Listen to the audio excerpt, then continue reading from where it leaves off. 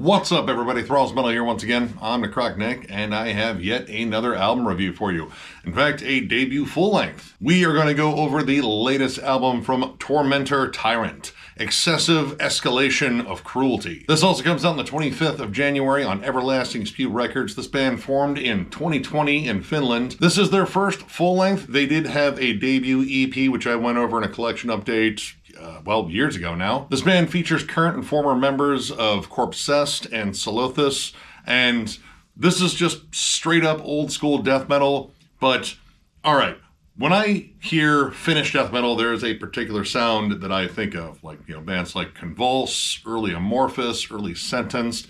It's generally that more grimy, sort of like doomy, swampy sort of death metal that I absolutely adore.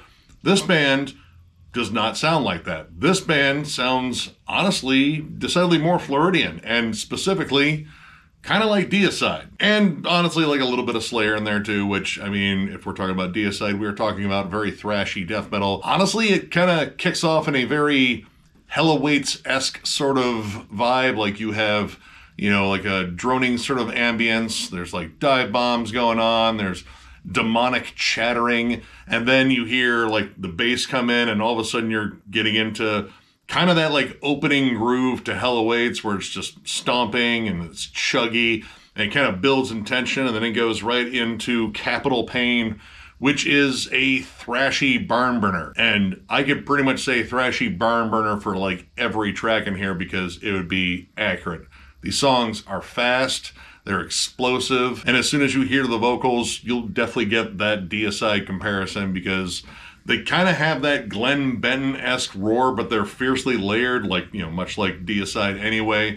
You have moments of higher shrill screams, more roared vocals, and there's a distinct vocal on here that kind of sounds a bit like, Barney Greenway's old school roar, like something you would hear on like Harmony Corruption. The production here, not really, again, like what you would think in terms of like Finnish death metal.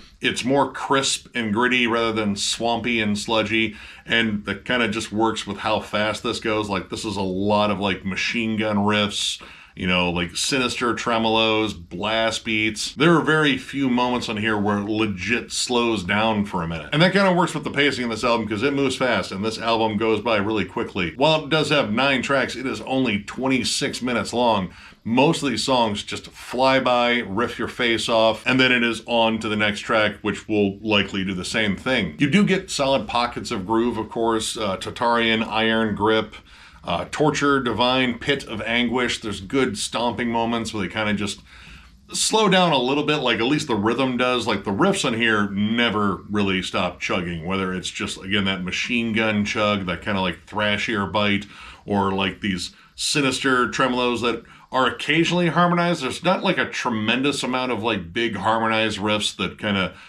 give the song like a little bit of extra melody. Melody was probably not the main gear here, because this album, again, is just ferocious from start to finish. But you also have like some good like triplet chug gallops on here. Crueler Tomorrow in particular has like this nasty triplet chug towards the end of it, kind of brings things to a bit of a gallop. You do have like some spots of like transitional atmosphere in here to sort of break it up.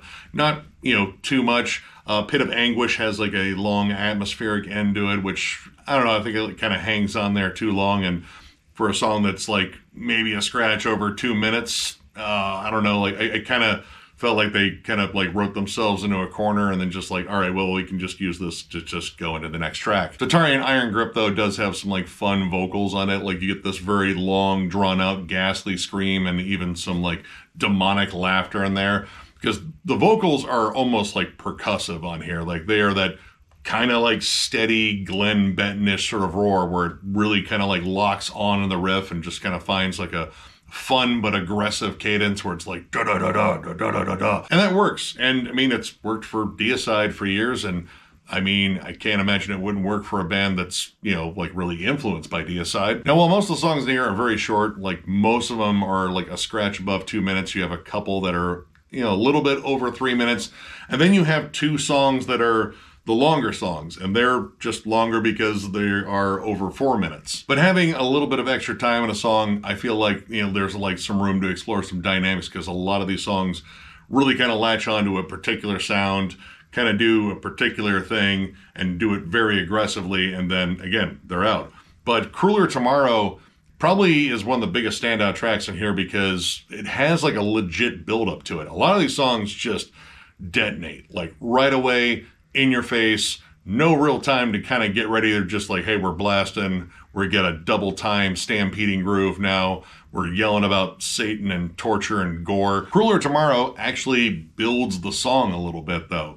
You start off with an isolated bass line. It's very creepy and slow and sinister, and then behind that you hear that demonic chatter. The guitars come in. They're playing some absolutely sinister, almost more dissonant riffs. And it does a good job pacing out the song before it inevitably, just breaks in like the thrashy chugginess.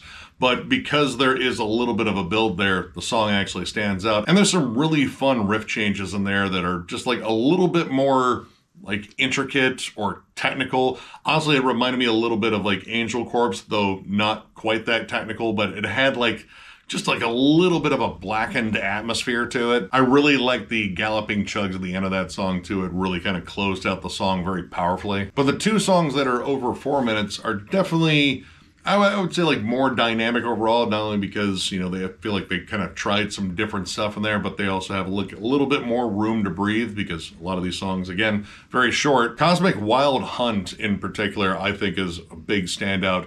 Lots of cool riff changes in that. I love how it just absolutely stomps in with these cool accents, and then it's just Chug City after that. This is another one that actually showcases, again, some more like blackened riffs in there. Like the tremolos feel a little bit colder, a little bit more sinister. They're not necessarily as brutal. And this song also features something on here that this album doesn't have like a tremendous amount of.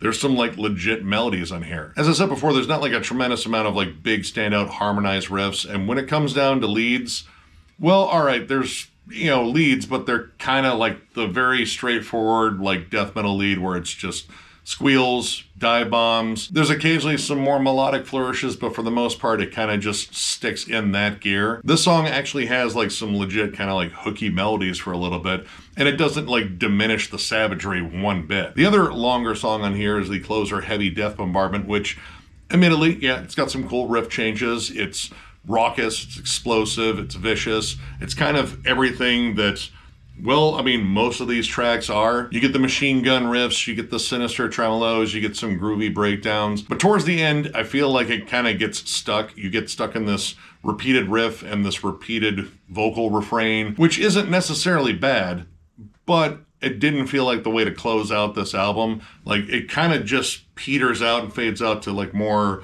like demonic, scary atmosphere. And I don't know, I just felt like this could have like closed with like, I don't know, like something a little bit more dynamic. And that is kind of one of my issues with this album is, while I love the intensity, like this thing is just absolutely savage from start to finish, it does feel really stripped down. Most of these songs, there's not a lot going on. They are very straightforward, like you are delivered a vicious start, it comes in, it kicks your ass, you get like a little bit of a bridge, and then it is back to like whatever it began with, closes it out.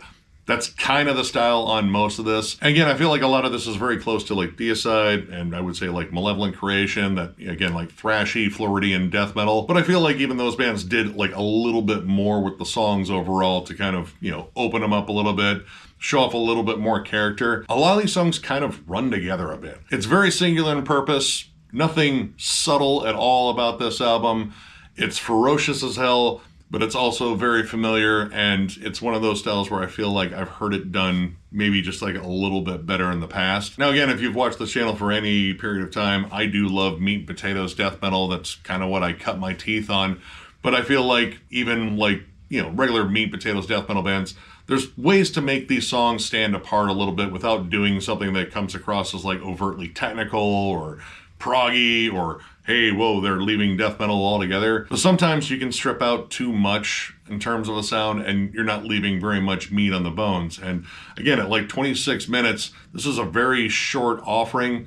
Granted, it is intense throughout the entire thing. It's vicious, it's punchy, but I don't know, like there's not a lot on here that I would come back to just because I feel like I've heard this style done before and done with like a little bit more pizzazz, I guess you could say. So overall, I'm going to give this a 3. It's maybe not like the strongest 3, but but I still think this is really good. It's, again, vicious, start to finish. No holds barred, old school, grimy death metal, fiercely thrashy. Again, if you love Floridian death metal, especially Deicide, you'll probably really dig this. I just feel like it is a little bit too stripped down. You know, I love my death metal extraordinarily heavy, but, you know, sometimes you kind of need like a little bit extra in there, like a touch of melody, maybe some leads that really do stand out, or just like songs that kind of break outside of like the standard mold of the album, like, you know, mix up the dynamics a little bit. There's some absolutely killer tracks in here. Tartarian, Iron Grip I loved, Crueler Tomorrow,